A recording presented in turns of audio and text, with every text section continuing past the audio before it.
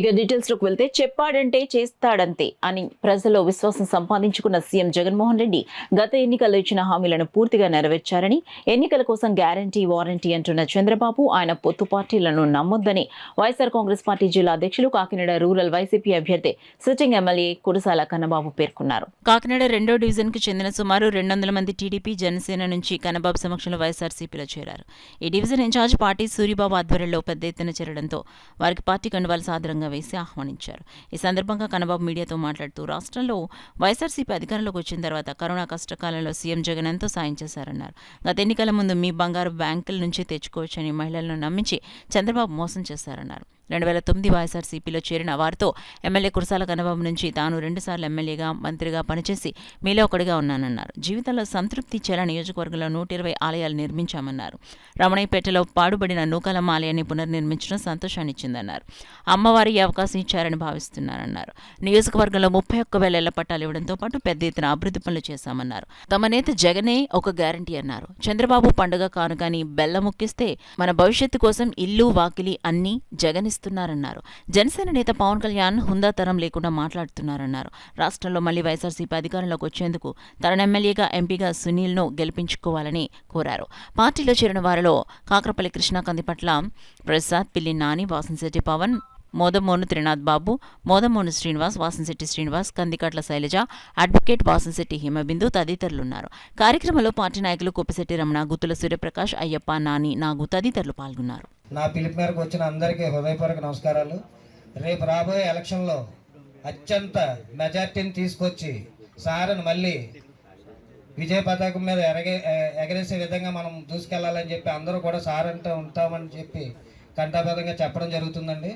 ఎందుకంటే గతంలో చాలామంది నాయకులు వచ్చారు మన రవణీపేటలో, వచ్చి చూసి వెళ్ళిపోవడమే తక్క నూకాలమ్మ గుడి దగ్గరికి వచ్చి చూసి చేస్తాము, చేయలేము, ఇది అవ్వదు, మీ వల్ల కాదు, ఇక్కడ ఒకరంటే ఒకరికి పడదు, మేము చేద్దామని ముందుకు వచ్చిన ఎవరో చేయనివారని ఎవరు కూడా ముందుకు వచ్చేవారు కాదండి. గతంలో చాలామంది నాయకులు వచ్చారు, గుడి కట్టడం ఎవరి తరం కాలేకపోయింది. ఎందుకంటే అక్కడ రకరకాల రాజకీయాలు, ఆ రాజకీయాల మధ్యలో నాయకులు ఎవరన్నా వస్తే నలిగిపోయేవారు, ఎవరు కూడా ముందుకు వచ్చేవారు కాదు. మేము వెళ్ళి అడగడం, వాళ్ళు వస్తానడం, రాకపోవడం. కానీ సార్ ఎలక్షన్కి ముందు మాట ఇచ్చారు, నేను నెగ్గిన తర్వాత ఖచ్చితంగా మీ నూకాలమ్మ గుడి కట్టి చూపిస్తాను, నేను కట్టి ఇస్తాము, ఖచ్చితంగా మీ గ్రామానికి మీ గ్రామదేవతను నిలబెడతానని మాట ఇచ్చారు. ఆ మాట ఇచ్చిన ప్రకారం ఈ రోజుని గ్రామదేవతని చాలా దాదాపుగా 1,50,00,000 పైచీలకు గ్రాంట్లు తీసుకొచ్చి సారు చాలా అతి వేగంగా గుడి నిర్మించి మళ్ళీ ఈ రోజుని ఉగాది మనం కొత్త గుడిలో చేసే విధంగా సారు అంత వైభవంగా తీసుకొచ్చారు గుడిని. ఈ రోజున చూస్తుంటే మన రవణీపేట ప్రజలందరూ చాలా అదృష్టవంతులు.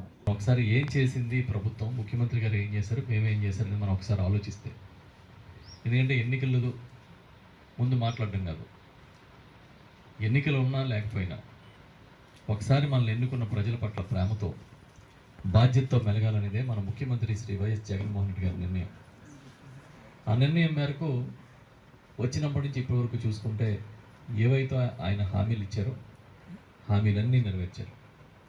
ఇంటికి పెన్షన్ వస్తుంది, తెల్లవారికి ముందే 1వ తేదీని తలుపు కొట్టి పెన్షన్ ఇస్తున్నారు, ఇంటికి రేషన్ వస్తుంది, పిల్లల్ని బడికి పంపితే అమ్మఒడి, కాలేజీ పంపితే విద్యా దీవెన, వసతి దీవెన, మనం ఆటో నడుపుకునే సోదరులకి 10,000 రూపాయల సాయం, 45 ఏళ్ళ నుంచి 60 సంవత్సరాల వయసున్న అక్క చెల్లెమ్మలకు ఈరోజు నుంచే వైఎస్ఆర్ చేయూత 18,500 రూపాయలు, డ్వాక్రా రుణమాఫీ అని ఇంచుమించుగా మీకు ఎంత అయితే రుణం ఉందో దాన్ని 4 విడతల్లో రుణమాఫీ చేసి మీ డబ్బులు మీ అకౌంట్లో వేస్తూ ఉన్నారు.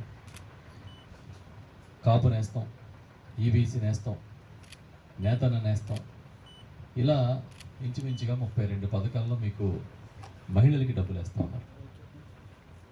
ఇవి కాకుండా పేదలందరికీ నేను వస్తే ఇల్లు కట్టించిస్తాను అని అంటే అందరూ ఏమనుకున్నారంటే పేదలకు ఇల్లు కట్టించడం అంటే మీ స్థలం, మనకి ఏదైనా స్థలం ఉంటే దాంట్లో ఇల్లు కట్టుకున్న సాయం చేస్తారనుకున్నారు.